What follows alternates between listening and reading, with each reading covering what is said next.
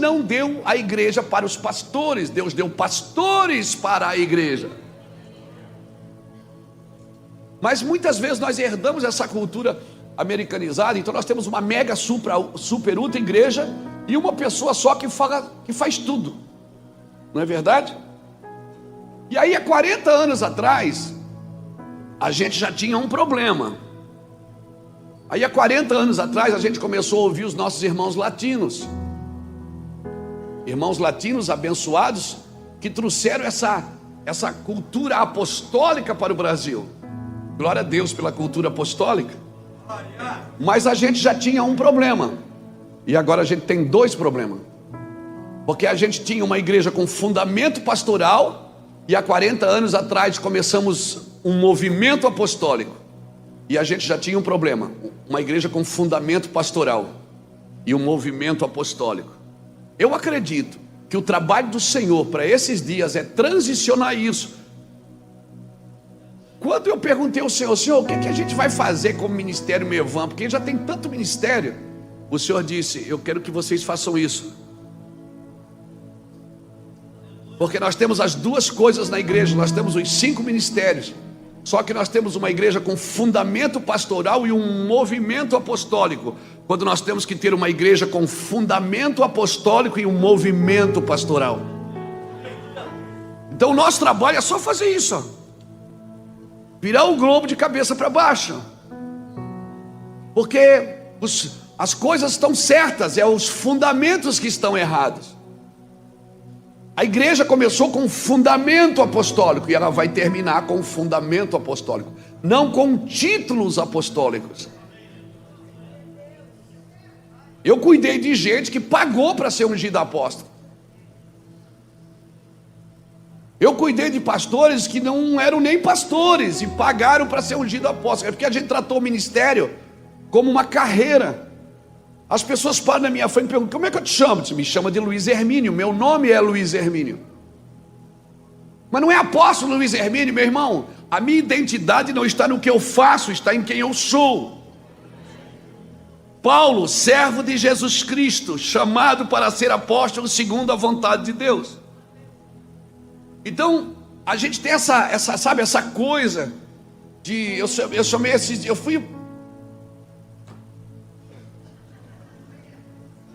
esses dias pregar num ministério, e eu cheguei lá e disse, sou pastor. Ele disse, não, eu não sou pastor, eu sou apóstolo. E eu andei com ele 3 dias e eu... É apostata. Não é apóstolo. Apóstolo, ele é fundamento, não é cobertura. Nós falamos muito de cobertura, irmão. Se você quer uma cobertura pastoral, você precisa de um pastor.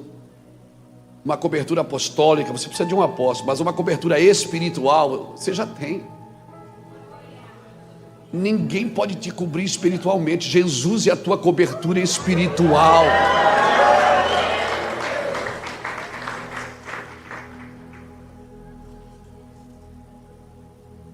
Tem algumas coisas na igreja que elas precisam ser ditas.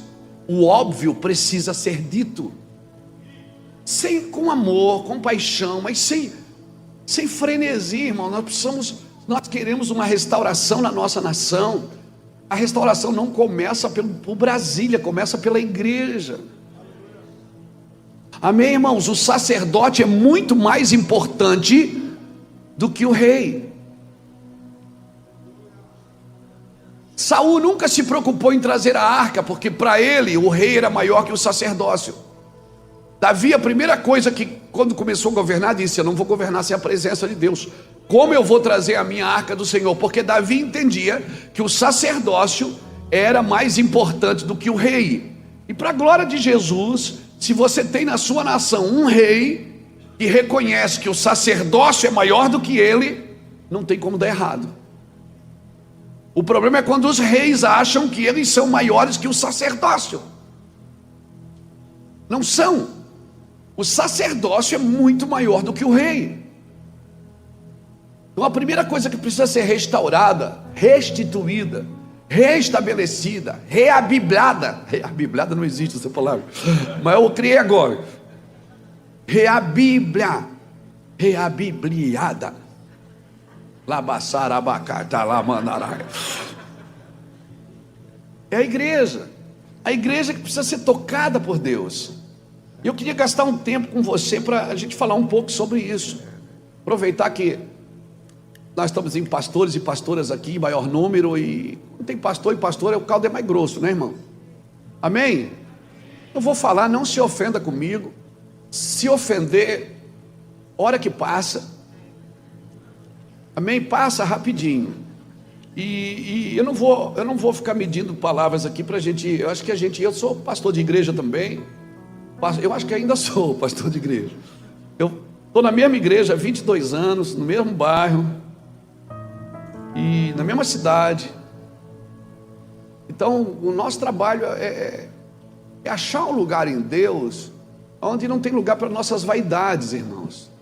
Nossas vaidades teológicas, nossas vaidades de títulos, onde a gente possa ser gente legal. Jesus era gente boa.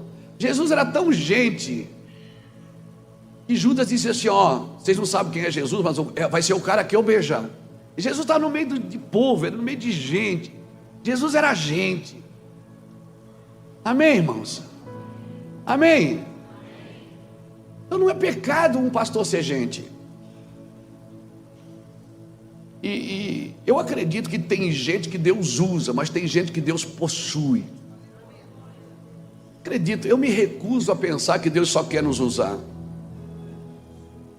Deus quer possuir a gente, irmão. Essa coisa de dizer, Deus me usa, eu quero que Deus me use, eu quero que Deus me possua. Porque se Ele não estiver me usando, mesmo assim eu acredito que eu ainda sou dele.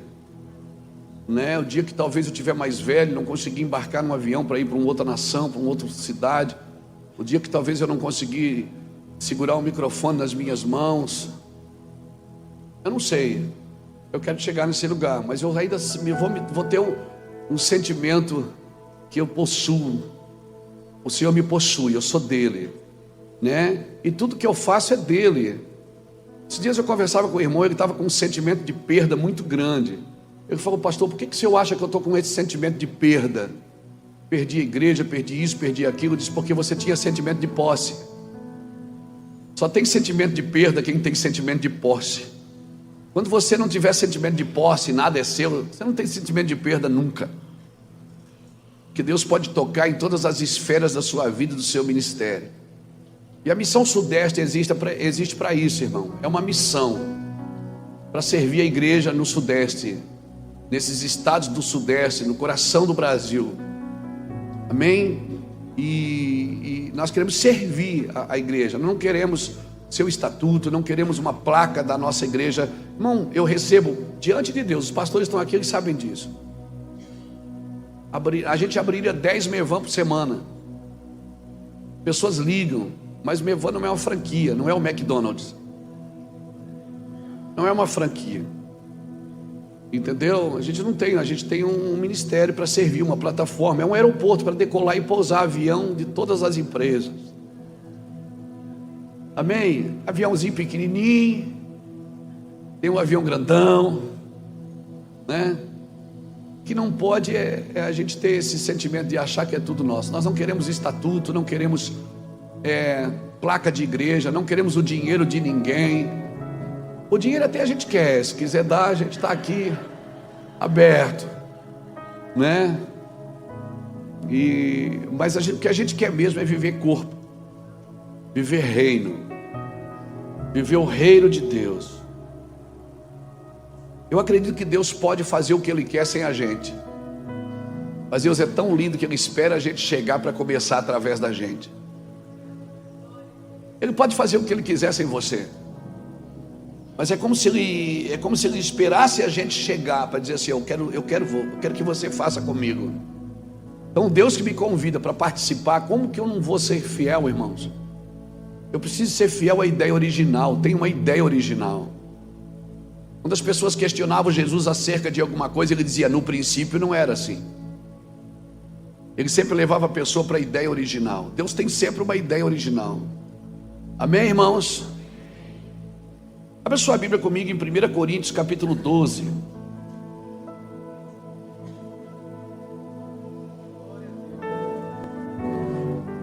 Quero indicar para você esse livro aqui, ó, Jesus, Meu Primeiro Amor. Amém? O devocional terminou, né, Cris?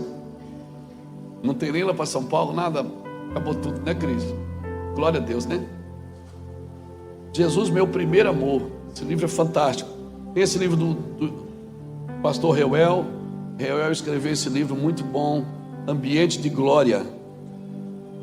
Eu queria ter olho para enxergar aquilo ali, Jesus. As 4 faces da adoração. Uau! Aleluia! As 4 faces da adoração. E esse aqui da minha esposa, a Iraci, escreveu esse livro aqui. A Iraci escreveu esse livro a caneta, irmão. Ela ficou 1 ano e meio escrevendo, rasgava tudo. Eles ficaram pilhando ela. A Iraci não gosta de púlpito, não gosta de microfone, não gosta de aparecer. Ela fica, às vezes assim, lá em casa, às vezes assim, a gente está lá em família, tira uma foto, ela fica toda, não tira foto não. Ela não gosta, é uma luta, ela não gosta mesmo. E ela escreveu esse livro. Eu passava da sala para o quarto nosso, tem um quarto de visita lá, ela estava lá com o som ligado, jogada no chão, escrevendo um monte de foto antiga nossa, assim. E ela escreveu esse livro falando de o que Deus fez na nossa vida, na vida dela exclusivamente. Gratidão, a linguagem do coração. Amém? Irá ser muito perseverante. Dá para ver, né, irmão? Glória a Deus. Ela acreditou no nosso casamento, acreditou na nossa casa. E dia 5 de setembro a gente completa 35 anos de casado. E eu vou te falar assim, diante de Deus, hoje é uma outra visão, outro lugar. Eu dizia para ela, eu chegava doido em casa e dizia assim, vai embora, eu não vou mudar. Eu gosto dessa vida louca. Eu gosto da noite. Eu gosto de droga. Eu gosto de zoeira. Eu não vou mudar. E ela dizia, não, eu casei para ficar casada. Você vai ser um homem de Deus. Eu disse, não vou. Que homem de Deus o quê? Então eu só estou casado porque a Iraci, ela teve perseverança. E ela acreditou. Eu acordava de madrugada, assim, ela estava com a mão em cima de mim. Deus abençoe meu marido e tal. Eu disse, meu Deus, ela vai me matar, Jesus. Pensava, ela está armando para mim. E ela perseverou na nossa vida, no nosso casamento, na nossa família, acreditou. E... que gato. Que lindo, eu começo a falar, me dá uma emoção. Vou parar de falar, irmão, deixa quieto. Não fala mais nada não. Mas é bom estar casado. Sou muito feliz com a minha esposa. Sou apaixonado por ela. Ela é minha prioridade. Ela sabe disso. Eu falo porque ela está assistindo, aleluia. Ela é a minha prioridade. Nossa casa está firmada no Senhor. E a gente é muito amigo, a gente se ama. A gente é muito amigo. Muito amigo, fala o que precisa falar, briga quando precisa brigar. Pau pega mesmo. É trash, ela é muito forte, eu também. Mas é assim. Eu tenho dificuldade de acreditar num casamento que não briga. A gente tem que aprender a brigar, gente. O pessoal que diz, a gente nunca brigou, aí quando briga não sabe. Só vive em paz quem aprendeu a brigar. É ou não é? Quem vence a guerra não é o príncipe da guerra, é o príncipe da... Então, para mim aprender a viver em paz, eu preciso guerrear. Em breve, o Deus de paz que vai esmagar a cabeça da serpente. A gente aprendeu a discutir, aprendeu a pedir perdão, aprendeu a reconhecer, né? Claro que eu sou muito melhor do que ela, eu reconheço muito mais. Vamos lá, vamos falar de Bíblia, gente. Vamos. Está ficando muito romântico isso aqui. Vamos lá. 1 Coríntios capítulo 12.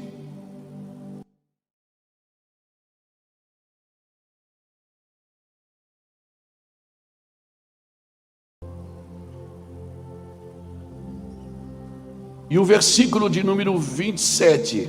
Ora, vós sois o corpo de Cristo, individualmente membros deste corpo.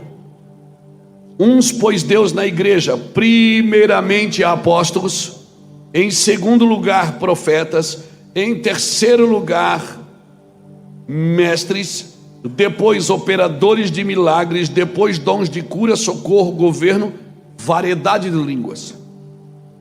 São todos apóstolos? São todos profetas? São todos mestres? São todos operadores de milagres? Têm todos o mesmo dom de curar? Todos falam todos em outras línguas? Interpretam-nas todos? Portanto, procurai com zelo os melhores dons. E agora eu vos mostrarei um caminho mais excelente. E aí entra o versículo 13: ainda que eu falasse a língua dos anjos e dos homens, não tivesse amor, seria como um metal que soa, como um sino que retine. Ainda que eu tivesse dons de profecia e conhecesse todos os mistérios e toda a ciência, ainda que eu tivesse toda a fé, de maneira tal que transportasse os montes, e não tivesse amor, nada seria. Amém? Nada seria. O que faz de você alguma coisa não é o seu título, é onde esse título está fundamentado. Eu nada seria se eu não tivesse. Paulo fala sobre os dons, depois ele diz: olha, eu vou falar de um caminho mais excelente, que vai manter esses dons protegidos, que vai manter esses dons debaixo da graça de Deus. Aí ele começa a falar de amor. Estenda sua mão para cá, me abençoa, por favor. Obrigado, Jesus, pela tua palavra. Obrigado pelo teu favor, obrigado pela tua unção, obrigado pela tua glória. Abençoa, Senhor Deus, a vida de cada lar que está aqui, de cada família, de cada ministério. Abençoa com a tua unção fresca, com o teu óleo fresco. Obrigado, Senhor, pela tua palavra. Irmão, Paulo era fantástico, né? Trouxe uma clareza para a igreja acerca dos dons. Ele começa a falar de dons no capítulo 12. E aí, no capítulo, ele para de falar de dons para falar da onde esses dons devem estar fundamentados. Depois ele volta a falar de dons de novo. A preocupação de Paulo pelo zelo dos fundamentos é muito forte. Sempre, sempre. O problema é que às vezes a gente pega esses ensinos e muitas vezes a gente quer aplicar na igreja, mas, irmão, se a gente não mexer nos fundamentos, e é difícil olhar para fundamento, né? A gente só olha para fundamento quando as paredes estão rachando. Ninguém olha para o fundamento, ninguém passa na frente de uma construção e diz: meu Deus, que fundamentos. A gente olha para a textura, olha para a tinta, olha para os vitrais, olha para a decoração, porque a decoração é chamativa, né? Mas às vezes a decoração ela ludibria realmente a estrutura, né? Do que adianta ter beleza, ter enfeite e não ter beleza, ter mesa e não ter fome, ter cama e não ter sono, ter religião e não ter salvação, ter casa e não ter lar. Então a gente às vezes se preocupa tanto com a decoração, e quando nós nos preocupamos mais com a decoração do que com os fundamentos, a nossa preocupação sempre é mostrar para os outros uma coisa, é sempre para quem vê, né? Nós temos a nossa equipe de mídia, os midianitas, né? O Mica está aqui comigo, o pastor Micael, eu chamo ele, brinco com ele, digo, o pessoal da mídia, os midianitas. E lá a gente tem uma doutrina no ministério que a gente não faz para mostrar, a gente mostra o que faz. É uma linha tão tênue, tão fina, que a gente tem que tomar um cuidado, irmãos, porque nós vivemos uma geração, a geração da exibição, né? Tudo muito rápido, muito prático, né? Você tira, eu gravei live. Quem assistiu as lives na pandemia? E aqui em cima eu estava bonito, mas eu estava de pijama às vezes, porque só aparecia daqui para cima, não é? Então a gente mostrava uma coisa bonita, o pessoal dizia: meu Deus, o pastor Luiz estava arrumadinho, mas nada, eu estava de pijama às vezes. Deixa eu te falar uma coisa, e nós vivemos na geração da exibição. Isso é um cuidado que a gente precisa ter, para não mostrar uma coisa que a gente não é, né? Mostrar uma coisa que a gente não faz. Então eu sempre digo lá para os irmãos, nós temos muitas obras sociais, muitas obras. Só em Itajaí eu acho que tem 9 ou 10. missões. E eu sempre digo, antes de levar sua câmera para filmar, leve seu coração para fazer. Não adianta você levar a câmera para mostrar se teu coração não está empregado naquele negócio, não está junto. Então, um cuidado que a gente precisa ter com a mídia, né? Às vezes, o Reuel, Cris, são a área da música do Mevan, o cuidado que eles têm, não é só a música, não é só o talento, não é só a performance, mas é um som que toque o coração de Deus, né? Alguém que cante na vertical, porque pregadores tem bastante, mas não é um pregador que nós estamos precisando nessa geração, é uma voz, né? A voz. E a voz não, a voz é sua, mas o clamor não. O João Batista dizia: eu sou a voz do que clama. Ou seja, eu sou só a voz. Mas tem alguém clamando dentro de mim, e através da minha voz ele se expressa. Então é um cuidado, é uma linha muito fina. Fazer para mostrar ou mostrar o que faz? Porque quando você faz para mostrar, você tem um desejo, uma ambição, uma necessidade de exibir. Mas quando você mostra o que faz, você quer deixar um modelo correto. Serviço você pode contratar, você pode terceirizar, mas a missão não, você tem que empregar seu coração nela. E o que nos torna missionários é a missão. Então não existe missionário sem uma missão. Amém, irmãos? Então nós, às vezes a gente diz, eu tenho um chamado. Não, você não tem um chamado, é o chamado que tem você. Porque o chamado é maior do que a gente, irmãos. E o chamado não vai parar quando a gente parar. Certamente Deus vai colocar outro na linha, outro no caminho. Não é verdade? E a gente precisa ter essa cultura. Deus chama Elias e diz assim: Elias, levanta Eliseu, profeta em teu lugar. Meu Deus, você preparar uma pessoa para o teu lugar. Deus olha para Moisés e diz assim: Senhor, Deus diz assim para Moisés: eu vou te recolher, Moisés. Moisés diz: tá tudo bem, mas o senhor precisa colocar alguém aqui. O senhor precisa colocar alguém. O senhor precisa colocar alguém que saiba entrar, saiba sair, saiba se comportar. Aí o senhor diz: vai lá e levanta Josué, filho de Num, no teu lugar. Irmão, quando a gente sabe que alguém quer o lugar da gente, a gente fica apavorado. E Deus, a equação de Deus é diferente. Deus diz: levanta pessoas para o teu lugar. E Moisés, tão assim atrevido, me perdoe Moisés, mas ele dizia: Senhor, que nos últimos dias Deus levantaria um profeta semelhante a ele. Aí vem Jesus. Uma igreja é uma igreja de continuidade. Aí você precisamos entender isso. E se um pastor está com o microfone na mão e ele não tem um coração geracional, é muito perigoso, porque as coisas que ele está fazendo podem parar nele. Deus é geracional, irmãos. Por isso que quando ele se apresentava, ele dizia: eu sou Deus de Abraão, de Isaac e de Jacó. Se você ler Gênesis 37, está escrito assim: essa é a história de Jacó. Tinha José 17 anos. Mas peraí, a história é de Jacó ou é de José? O Senhor diz: essa é a história de Jacó. Tinha José 17 anos. Ou seja, a história era de Jacó, mas ela continuava em José. A tua história vai continuar nos seus filhos, nos seus netos, nos seus bisnetos, nos seus tataranetos. Por isso todas as escolhas que você fazer hoje vão afetar diretamente as suas gerações posteriores. Não pensa que você pode tomar decisões isoladas pensando só em você. Você precisa tomar decisões já pensando nas suas gerações. Eu tenho um chamado, pastor? Tem. O que é um chamado? Chamado é uma chama que tem em você. É um fogo que queima dentro de você. Chamado é uma chama. Você é chamado por aquilo que queima dentro de você. O que é que queima dentro de você? Esse é o seu chamado. Isso queima dentro de você. Esse é o seu chamado. E não adianta, se você tem um chamado, o chamado tem você. E se o chamado tem você, então você tem um chamado. E não adianta fugir dos atritos. Os atritos são necessários, porque são os atritos que afinam o corte. O que é afinar o corte? É tirar os excessos. Então eu e você precisamos tirar os excessos. Tem muito excesso na igreja, irmão. Muita gente querendo controlar a vida do outro. Paulo, quando fala do véu na igreja, ele diz: olha, nós não temos tais costumes. Só estou falando para vocês uma coisa que pode ajudar vocês.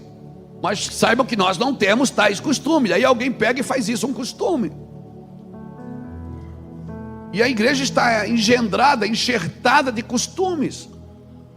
E nós temos tornado costumes doutrinas, achando que isso vai santificar a igreja. Não, irmãos. O homem de Deus vai crescendo. Deixa eu falar uma coisa para você aqui. O homem de Deus, ele vai crescendo. Tem uma hora na sua vida que a operação de Deus aumenta tanto na sua vida, que daqui a pouco as pessoas acham que tudo que você faz e fala foi Deus que mandou.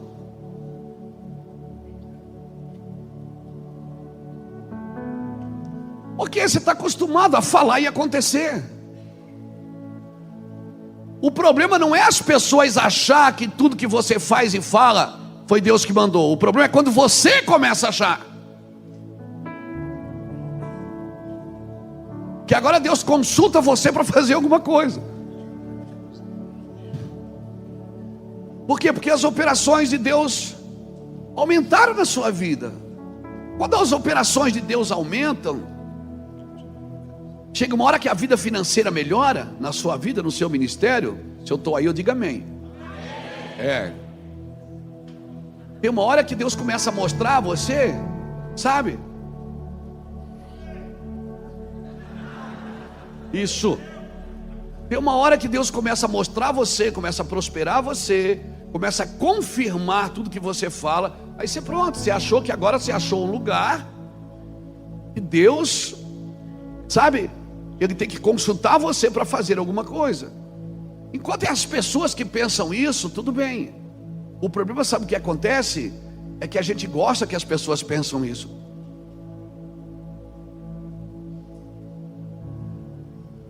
Às vezes alguém para na minha frente e diz: pastor, transfere essa unção. E eu acredito na transferência. Sabe o que eu dou para ela? O meu lenço. Vai chorar, pensando o quê? É de graça. Então nós, como os pastores, irmãos, aqui com muito amor, muito cuidado, nós precisamos desconstruir da mente das pessoas uma expectativa que elas têm em nós, que vai frustrá-la. E quando essa pessoa vê uma expressão da sua humanidade, ela pode sair e dizer: me decepcionei.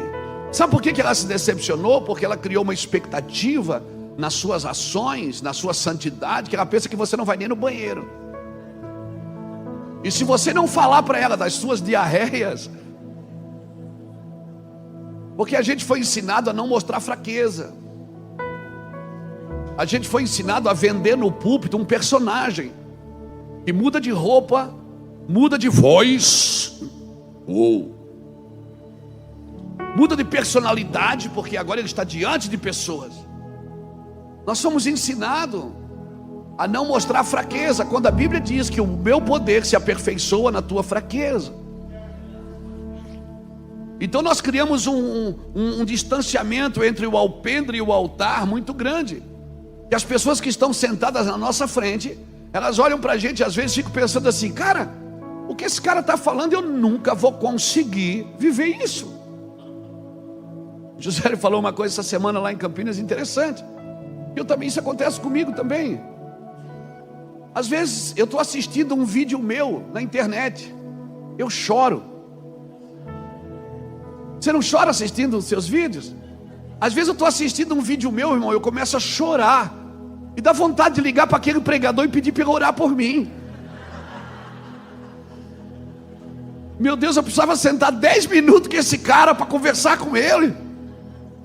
Porque você vê o vídeo, eu vejo o meu vídeo pregando, eu tenho vontade de ligar para mim, dizer: cara, ora por mim. Porque o que você está falando aí é o que eu preciso. Mas nós não, nós somos criados a criar um personagem. Nós somos criados a criar um personagem para que as pessoas vejam a gente.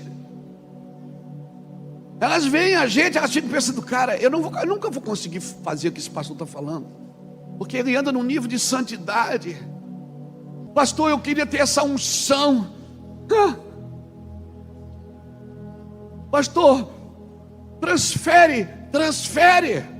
Eu digo: transfere as contas, Eu vou transferir os medos, vou transferir os fantasmas, vou transferir as perseguições, vou transferir. Eu não estou vindo aqui reclamar e contar derrota, não, irmão. Eu estou feliz. Estou muito feliz. Mas o que a gente está transferindo, a gente está deixando as pessoas pensar da gente uma coisa que a gente não é.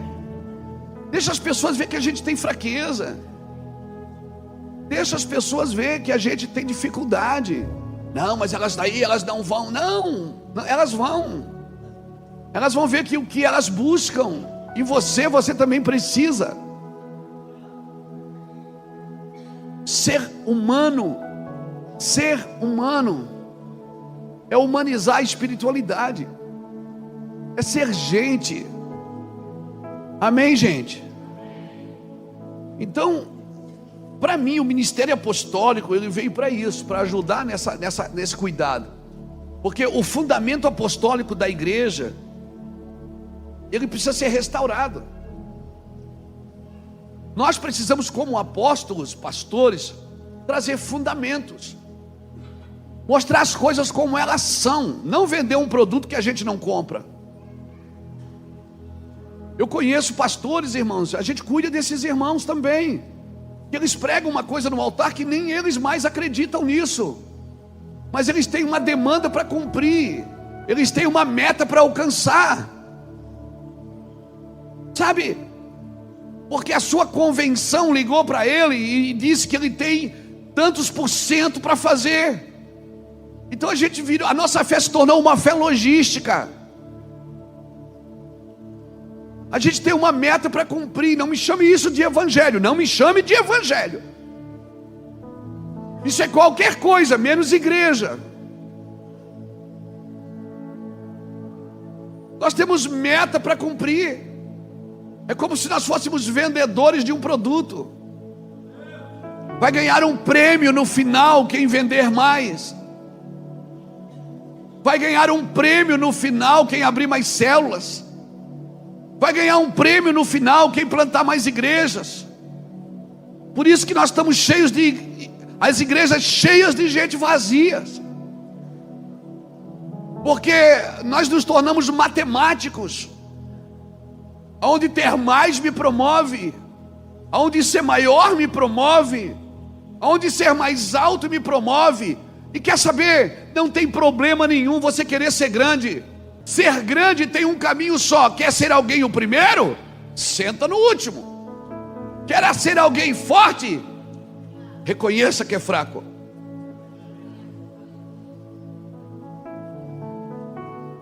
Quer ser alguém sábio?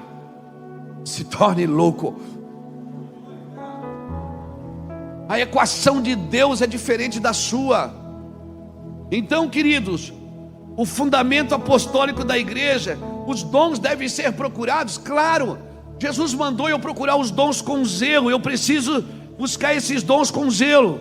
Agora, a responsabilidade apostólica e profética da igreja é garantir a essência dos movimentos para que eles não se percam no caminho. Por isso a igreja começou apostolicamente e ela vai terminar apostolicamente. Nem todos precisam ser apóstolos, mas todos são apostólicos. Nem todos são profetas, mas todos podem profetizar. Porque a igreja ou ela é profética ou ela é patética. Ela trabalha para a volta de Cristo.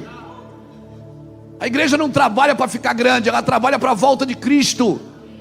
Se ela for continuar sendo pequena e pequenininha, com 20, 30 pessoas, não importa. Mas se ela estiver trabalhando para a obra, para a volta de Cristo, ela se tornou uma grande igreja no mundo espiritual. Então a responsabilidade apostólica é garantir que os movimentos da igreja não se percam no caminho. E tem um fundamento, e o fundamento é o amor, querido. O fundamento desse apostólico é o amor. Sem o fundamento de amor, os movimentos se perderão. Fundamentos apostólicos tem que estar anos na frente. Anos na frente. Por isso que a igreja fala, a Bíblia fala em Efésios capítulo 2, acho que é o versículo 18, que a igreja está firmada no fundamento dos apóstolos e dos profetas. Por quê? Porque ela tem que estar na frente. Eles têm que ver primeiro. Não é? Não é? Então está na Bíblia. Está por aí, está em Efésios. A Bíblia diz que os fundamentos da igreja são apostólicos e proféticos. Nós queremos insistir com cobertura, mas nós somos fundamentos, irmãos. Um apóstolo, ele não entra na cidade, ele penetra nas estruturas de uma cidade. Ele penetra em intercessão, ele penetra em lágrimas. Apóstolos são fundamentos, pastores não é para ser cobertura de um empresário, é para ser fundamento daquela empresa. Enquanto eu e você não nos comportarmos por baixo, nós queremos nos comportar sempre por cima. Eu fui chamado e você foi chamado para garantir os movimentos da igreja dos próximos dias. Amém, irmãos? Por isso a gente tem que estar anos na frente. Anos na frente, ou seja, a gente vê primeiro. E se viu primeiro, eu tenho a responsabilidade de trazer. Eu confesso para você, eu aprendi muito sobre o ministério apostólico em 2006, 2007, 2008. E hoje eu estou pregando, porque hoje faz sentido. Porque quando um profeta, um apóstolo mostra alguma coisa, não faz sentido na hora que ele mostra. Você está no verão, ele está mostrando roupa de inverno. Ele desenhou uma roupa de inverno e você diz: como? Nós estamos a 40 graus. Você é louco, isso não vai acontecer. Escutem as nossas mensagens de 2015, 2016, 2017, 2018. Escutem elas. Entre na internet e procure 2017. Ouça as mensagens, você vai ouvir a mesma coisa. Deus vai parar o mundo. A gente sabia o que Deus ia fazer? Não. Mas a gente estava falando, Deus vai parar. Nós vamos fazer coisas pequenas e vamos movimentar coisas grandes. As igrejas fecharam, as empresas fecharam, o mundo parou. Nós fomos para dentro de casa. Alguns tiveram que se refazer até profissionalmente.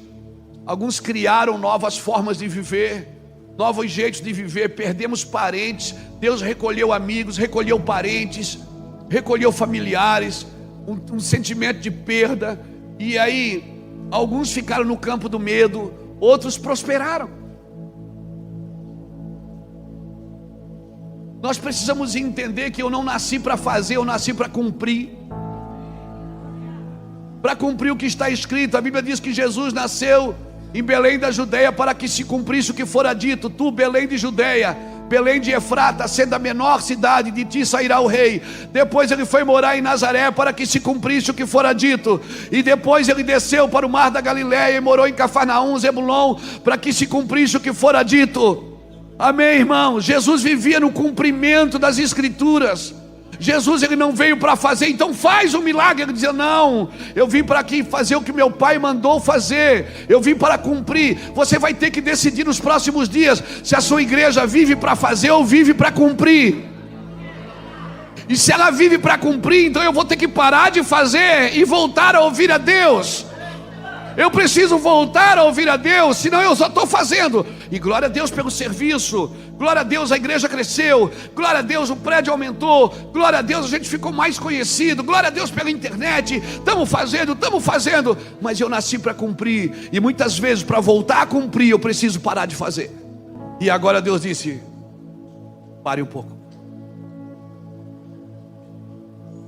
Eu quero você mais comigo do que com as pessoas. Pare um pouco.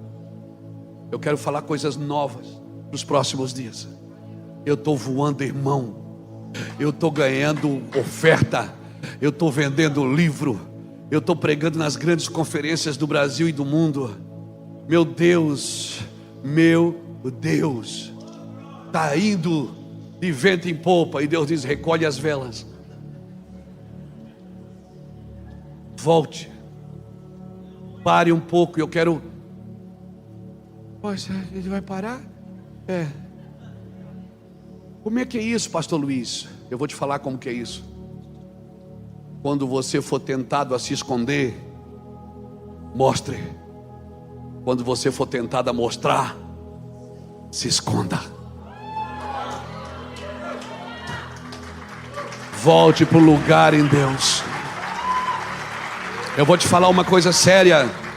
Alguns de vocês que estão sentados aqui, algumas das senhoras, alguns dos senhores, alguns de vocês que estão em casa assistindo pela internet, você sabe o que eu estou falando. Deus já falou com você sobre isso. Você está tentando fazer a igreja crescer do seu jeito. O problema é que se você faz crescer, é você que tem que alimentar. Mas se Deus quem faz crescer, você não precisa nem ir lá. Faz 20 dias que eu não vou no meu Evansédia. E não para, e está crescendo. Eu ligo para o meu filho na administração: meu filho, daí está tudo bem? Ele diz: tá lindo, está maravilhoso. Eu digo: será que é eu que estou atrapalhando, Jesus? Liguei: Jacques, daí, cara, que palavra foi aquela que você pregou domingo à noite, Jacques? Tinha muita gente, pastor, tinha gente nas paredes, tinha gente, a igreja lotada. Eu digo: é eu, Jesus, a culpa é minha. Sou eu. Não é você quem faz a igreja crescer bonitinho. Essa é a sua frustração. Experimente parar uns 15 dias para ver se ela não continua. E aí você vai ficar pior do que está agora. Você vai dizer: não, eu não acredito que eles conseguem sem eu. Não, eu não acredito que eles conseguem sem eu. Não tem ninguém capaz aqui.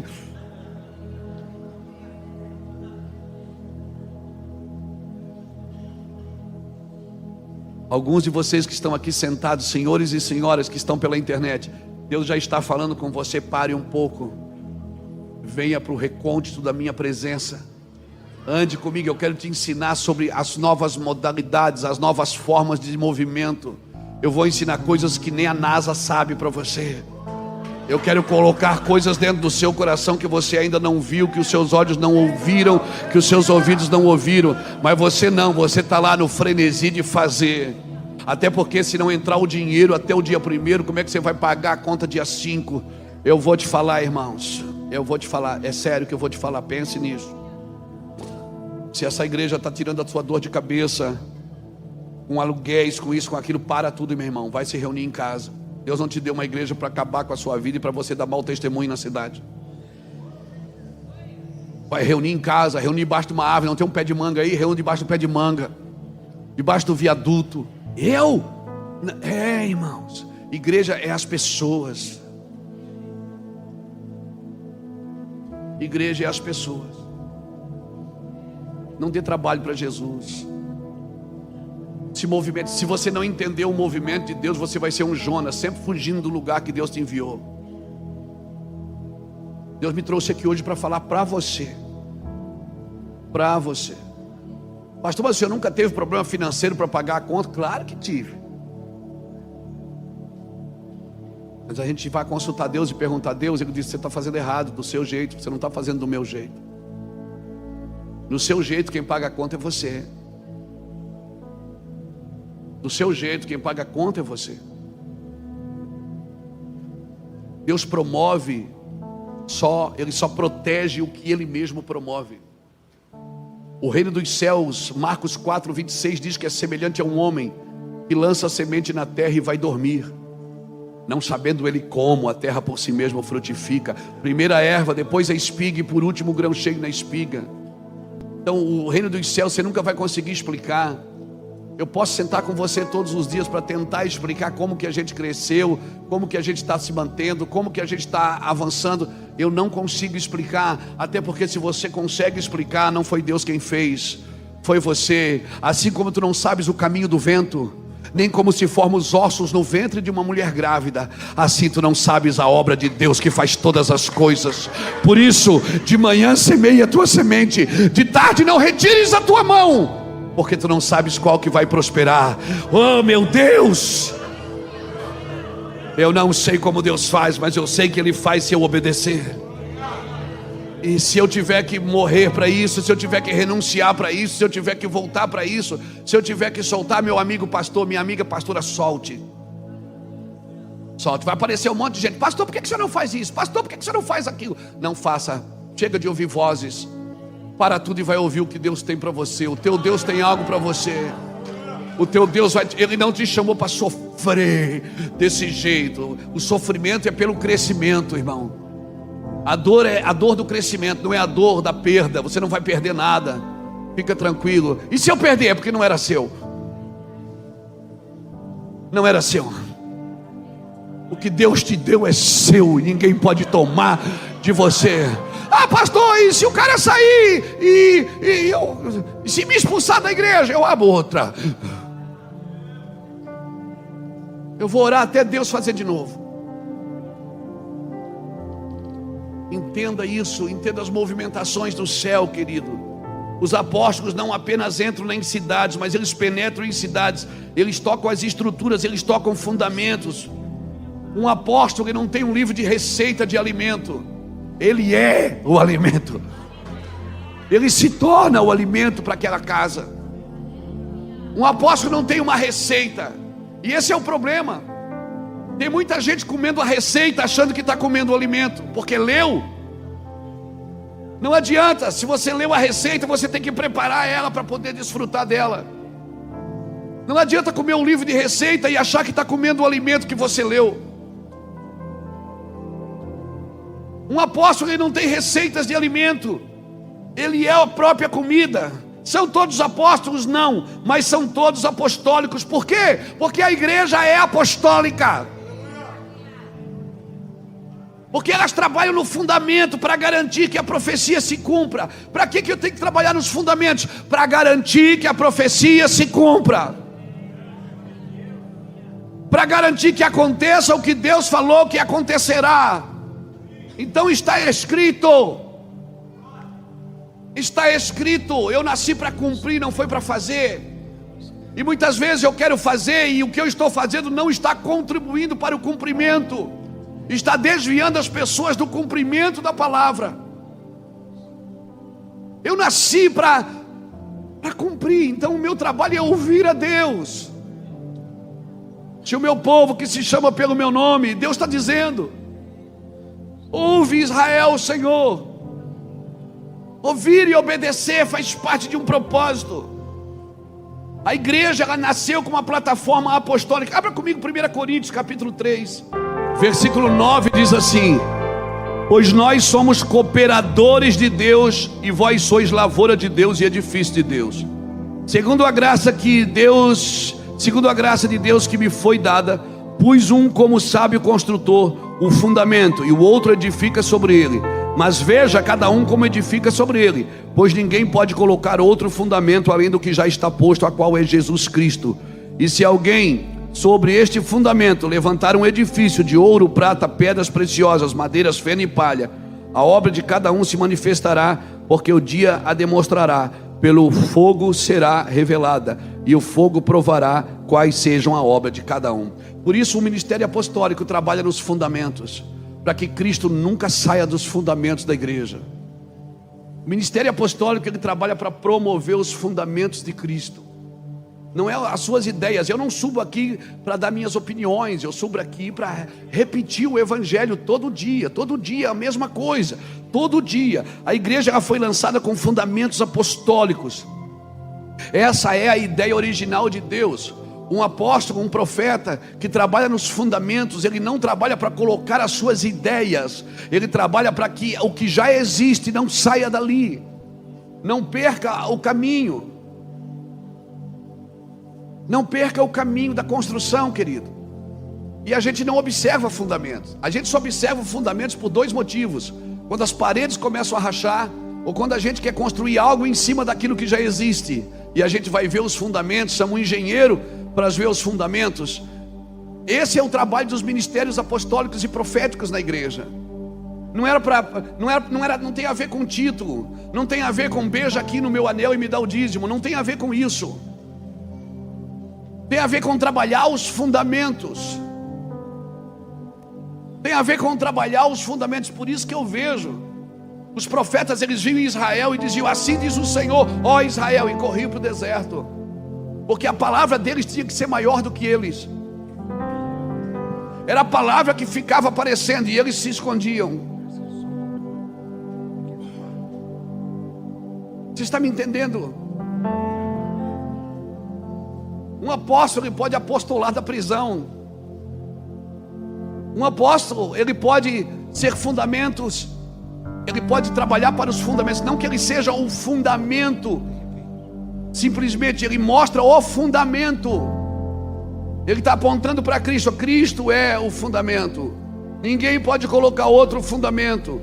Paulo, ele falava isso constantemente. Ninguém pode pôr outro fundamento. Ninguém pode fazer isso. Ninguém pode mudar o que já existe. Ok, cada um tem as suas estratégias, mas elas não podem substituir os fundamentos. Amém, irmãos? Então a pergunta que as pessoas sempre fazem, qual é? Qual é a visão de vocês? A nossa visão é Cristo. Esperança em vós. É a esperança da glória, Cristo em vós. A ideia original de Deus foi que a igreja crescesse nestes fundamentos. Ninguém pode pôr outro. Você vai olhar para o Velho Testamento, tudo que Deus fala, tudo que acontece, Deus está apontando para Jesus que viria. Quando você chega no Novo Testamento, tudo que Jesus faz e diz, Ele aponta para o Pai. É o Pai apontando para o Filho e o Filho apontando para o Pai. É Pai e Filho trabalhando juntos. Um é o fundamento e o outro é o construtor. Por isso que Jesus disse: eu não vim fazer a minha vontade, eu vim fazer a vontade do fundamento que me enviou, do Pai que me enviou. Amém. Há uma grande discussão sobre o assunto paternidade. É um assunto que me domina, irmãos. Por quê? Porque eu fui criado sem pai, eu fui enxergar Deus como pai, eu já era pastor. Paternidade não é você colocar as pessoas debaixo da sua mão e dizer: eu sou pai dele na fé. Não. Isso é paternalismo. Paternidade é você apontar para Deus Pai. Agora, se um filho na fé te chama: e aí, paizão, o que que tem? O que que tem se você for realmente pai? Depois você lê 1 Crônicas ou 2 Crônicas, eu acho que é 2, 29, quando Ezequias, filho de Acás, começou uma restauração em Israel, ou é a primeira? Eu acho que é a primeira, está na Bíblia. Ezequias começou uma restauração em Israel, em Jerusalém, e a Bíblia diz que ele era filho de Acás, e ele fez tudo que era reto como seu pai Davi. Ou seja, o pai biológico era Acás, mas o pai que dava destino, o pai ao quem ele se afeiçoou, a quem ele ficou ali olhando e pensando: eu vou fazer igual Davi. Davi restaurou Israel, eu também vou restaurar aqui. Ele fez tudo que era reto como seu pai Davi, mas o pai dele era Acás, não era Davi.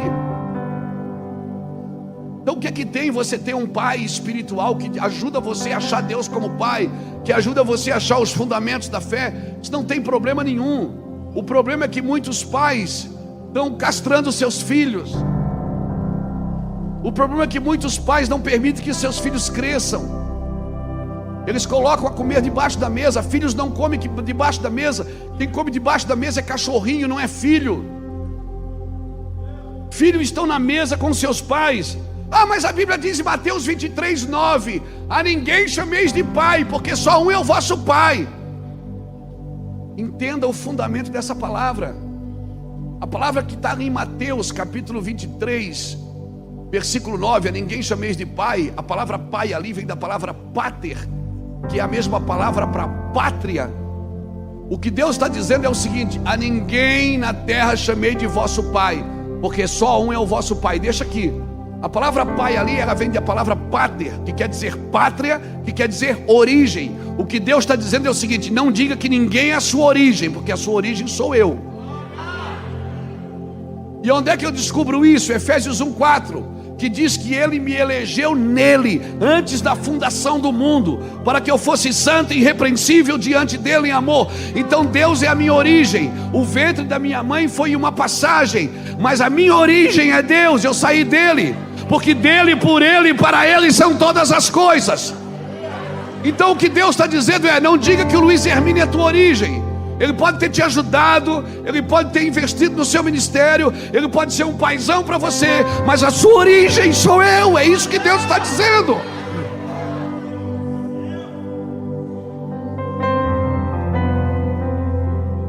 Meu Deus, ninguém pode colocar outro fundamento. E agora pasmem, a palavra filho vem da palavra banar, que é a mesma palavra para bem, que é a mesma palavra. Sabe o que é que significa banar? Construir sobre uma base correta. A palavra pai é origem, e a palavra filho é construir sobre uma base correta.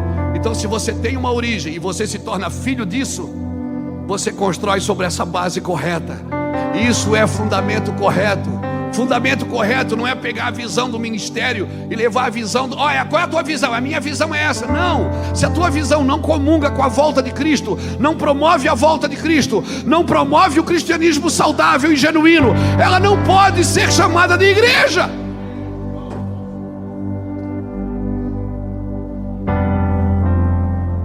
Qual era o pecado de Éfeso? Que Jesus fala em Apocalipse capítulo 2. Qual era o trabalho da igreja de... A igreja de Éfeso foi conhecida como a igreja amorosa, a igreja carinhosa, a igreja que ajudava todo mundo, amava todo mundo. E qual foi o problema dela em Apocalipse 2? Deixaste o teu primeiro amor. Deixaste o teu primeiro amor. Mas você viu o que é que Deus falou dela? O que é que Jesus falou dessa igreja? Igreja que não suportava os falsos apóstolos, igreja que trabalhava e servia, mas ela perdeu o fundamento. O que é que ele disse para ela? Se tu não te arrependeres, eu virei e tirarei o que do meio de ti? O candeeiro. O que é o candeeiro? Os 7 candeeiros são as 7 igrejas. Os 7 anjos são os 7 pastores. Você vai ficar só com a sua denominação, mas a minha igreja não é mais aí. Isso é sério, pastores. Isso é sério, pastores. Se tu não te arrependeres... Mas eu me arrependesse, eu estou com a igreja aberta todo domingo, estou atendendo as pessoas, estou dando cesta básica, estou alimentando os irmãos, tenho retiro, tenho isso, tenho aquilo. Preciso me arrepender do quê? Porque você faz tudo isso sem o fundamento correto.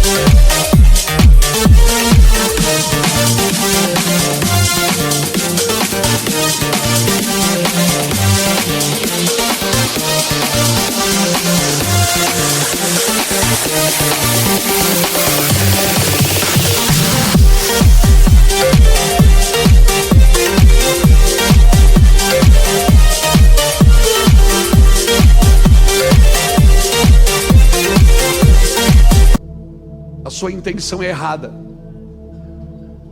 Não pense que Deus olha para o teu serviço, Ele olha para a tua intenção. Ele não olha o que você faz, mas Ele olha por que você faz. Sabe por que ela perdeu o amor? Ele disse: conheça as tuas obras e o teu trabalho. Está lá, bota ali Apocalipse capítulo 2, versículo 1 e 2. Escreve ao anjo da igreja de Éfeso, e isso diz: aquele que tem à sua destra as 7 estrelas, que anda no meio dos 7 candeeiros de ouro. Conheça as tuas obras e o teu. Então peraí, ela tem obra e tem o quê? Obra e trabalho. Agora pasmem, a palavra obra vem da palavra avodá, que é a mesma palavra para avode, que é a mesma palavra para adoração. E a palavra trabalho vem da palavra tripalo, que é a mesma palavra para tortura. Sabe o que Deus está dizendo ali? Ele está dizendo o seguinte: eu te dei um lugar para adorar e você fez dele uma tortura. Eu te dei um serviço para fazer e você fez disso uma tortura. Por isso você está cansado, por isso você está depressivo, por isso você está angustiado, porque as coisas não aconteceram do jeito que você achou que ia acontecer. Por quê? Porque você parou de fazer a obra e ficou só fazendo o trabalho. Então, um recado para ti nessa manhã, meu querido pastor e amigo: pare o trabalho e volte para a obra.